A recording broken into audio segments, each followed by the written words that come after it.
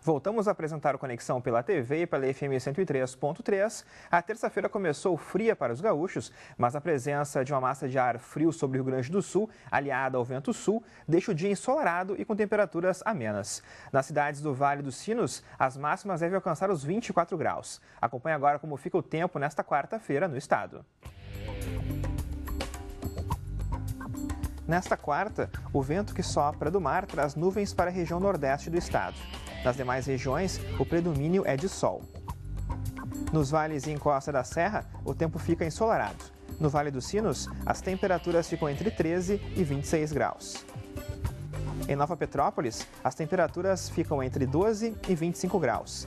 Em Ivoti, mínima também é de 12 e máxima de 25. Em Canoas, mínima de 12 e máxima de 26. Em Tramandaí, mínima de 14 e a máxima atinge os 27 graus. O seu orçamento doméstico está comprometido com dívidas? Se a resposta for sim, você faz parte do levantamento do Banco Central que mostra que mais de 42 milhões de brasileiros estão nesta situação. A facilidade na obtenção de crédito, os juros elevados e também a falta de planejamento doméstico podem estar entre os principais motivos para esse problema. Para falarmos mais sobre isso, recebemos Sérgio Soldeira, professor da área de Ciências Econômicas aqui da Unicinos, que ministra um curso de extensão na universidade focado no orçamento doméstico. Olá, professor, seja bem-vindo aqui à Conexão. Bom dia para vocês. Olá, professor, seja bem-vindo. Bom, primeiro a gente quer entender por que o brasileiro está, então, tão endividado. Bom, isso é um processo que vem se acentuando a partir do pós-crise. Ou seja, isso foi uma medida em que o próprio governo brasileiro tomou para incentivar o consumo interno e minorizar os efeitos da crise. E com esse estímulo ao consumo interno, então ele passou a expandir crédito ou formas das pessoas se financiarem e consumirem.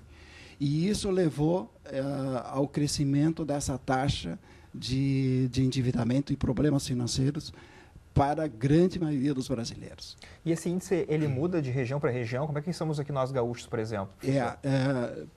E ele está diretamente relacionado às regiões em que mais cresceram em termos de consumo. E essas regiões foram as regiões do Norte e Nordeste. Então, lá o consumo foi muito maior, exatamente porque as classes mais baixas de renda da população passaram a ingressar nesse mercado de consumo mediante as facilidades de créditos concedidas. E lá foi aonde houve maior crescimento de consumo e, portanto, também maior crescimento de endividados. Aqui no Sul, no Rio Grande do Sul, não é dos piores, mas nós também estamos numa taxa praticamente na média do Brasil. Bom, professor, de acordo com uma pesquisa recente do Serviço de Proteção ao Crédito, SPC Brasil, e da Confederação Nacional de Dirigentes Logistas, do total de pessoas que está com nome sujo pelo atraso no pagamento de contas, 46% admite que a dívida poderia ter sido evitada. 88% dos entrevistados declararam-se moderados ou conservadores na hora de fazer compras, mas 47% admitiram terem comprado produtos que sequer chegaram a usar, ou seja, são supérfluos. Por que isso é tão comum, professor? Isso tudo nos leva ao descontrole financeiro. Ou seja, para evitar o descontrole financeiro, ou seja, a ferramenta que nós temos que utilizar é o planejamento. Ou seja, ter uma previsão de quanto nós temos de renda e adequar os nossos gastos a essa renda. Então, a equação é muito simples, é não gastar mais do que você ganha.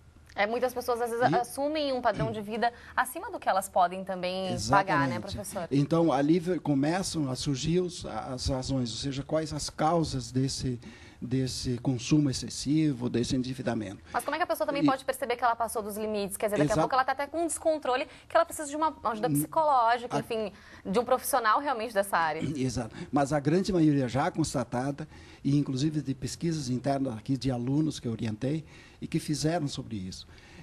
O maior descontrole é de quem não faz planejamento. Então, você não define, por exemplo, o quanto eu posso gastar esse mês, o mês que vem, os próximos meses, em função da renda que você tem. Então, o controle financeiro começa, inevitavelmente, por anotar o que você gasta, definir, você começar a se entender quais são os seus hábitos e aonde você está gastando o seu dinheiro. E, para isso, não confia na memória. Tá? Então, você anote tudo, faça um exercício. Ah, dá muito trabalho? Dá, mas eu acho que os benefícios valem a pena. Ou seja, anota durante 2 ou 3 meses tudo que você gasta.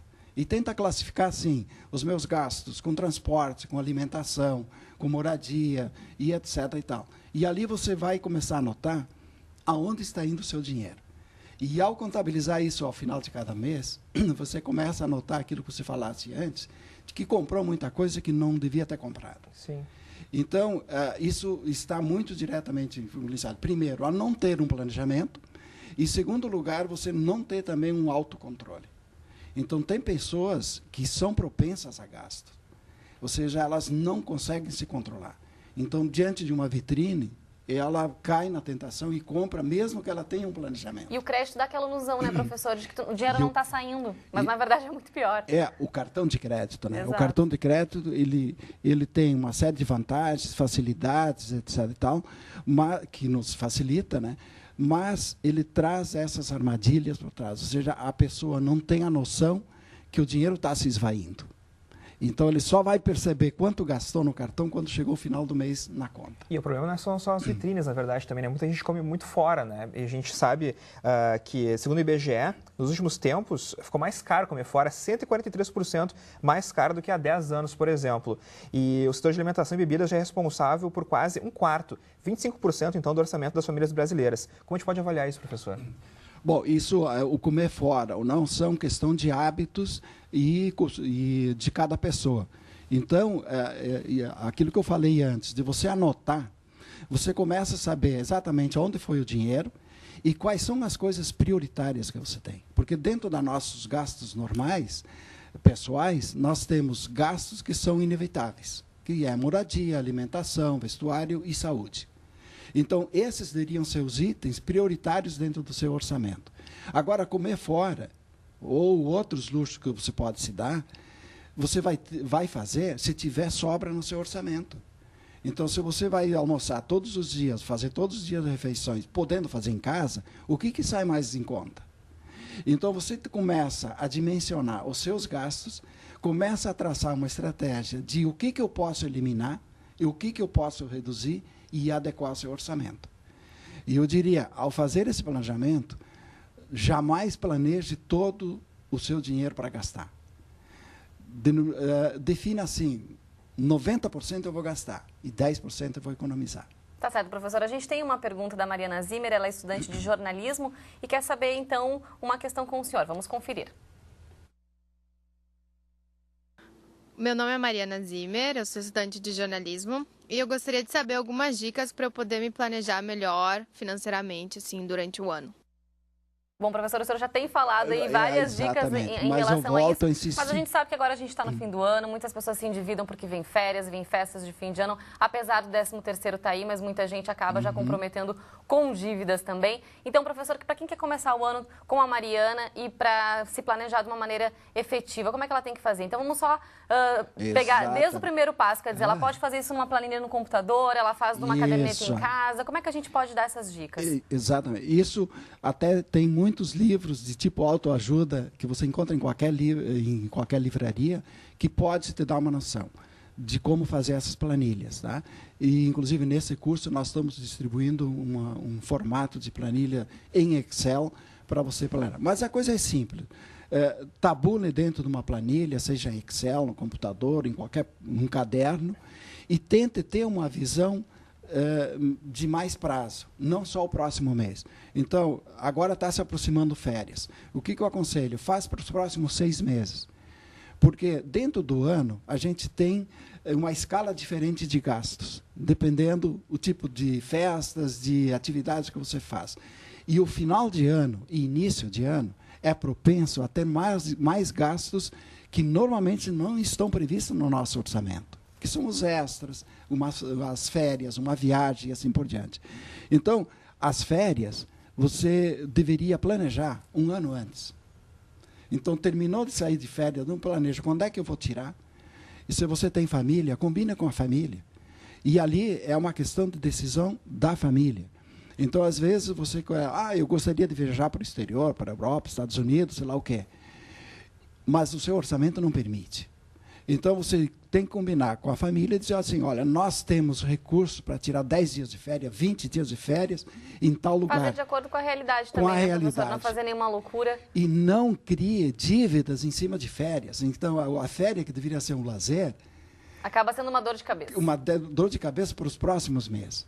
Então, o que eu aconselho sempre às pessoas? Comecem a se planejar antes para as férias, criem uma reserva, bote um dinheirinho na poupança, para que você chegue no final do ano e financie as suas férias. Tenha dinheiro já para pagar. Planejamento, porque pagando à vista também pode conseguir alguns descontos também, né, professor? Exatamente. Que também é uma grande vantagem. Pagando já à vista, exatamente. Então tá certo, professor. Então a gente espera que as pessoas aí sigam essas dicas e possam se planejar mais e aí não ter nenhuma dor de cabeça com o orçamento doméstico. E uma coisa essencial dentro desse planejamento são as dívidas. Procurem fugir das dívidas e principalmente dívidas caras.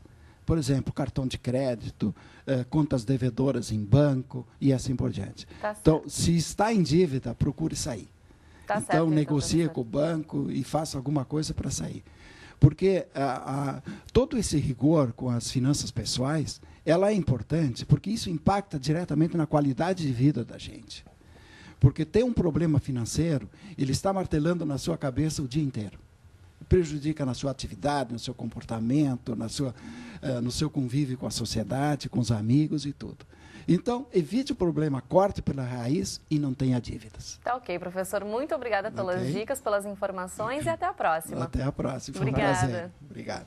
E o Conexão Ensinos de hoje fica por aqui. Você pode conferir essa e outras edições no nosso canal youtube.com/TV Rádio Unicinos. Nós voltamos amanhã, 12h30. Até lá. Tchau.